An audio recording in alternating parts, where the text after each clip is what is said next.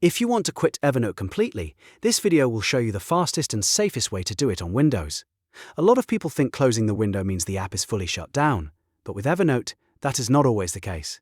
The X button can simply hide the app, which means it may still keep running in the background.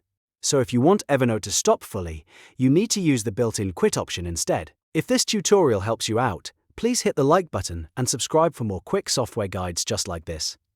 Alright, let's jump in.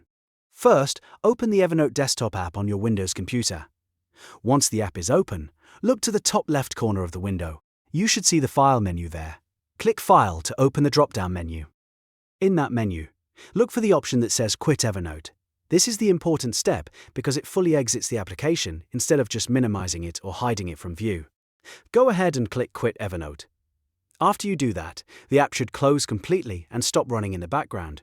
If you only click the X in the corner, Evernote may still stay active, so that is why using the Quit option is the better choice when you want to fully close it. If you ever want to confirm that Evernote has actually quit, you can check your taskbar or system tray to make sure it is no longer active. This is especially useful if you are trying to reduce background apps, save system resources, or simply make sure Evernote is no longer running while you are working on something else. That is all there is to it.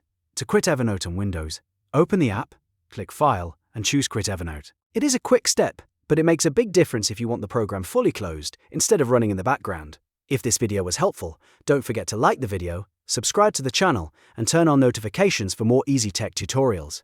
Thanks for watching, and I'll see you in the next one.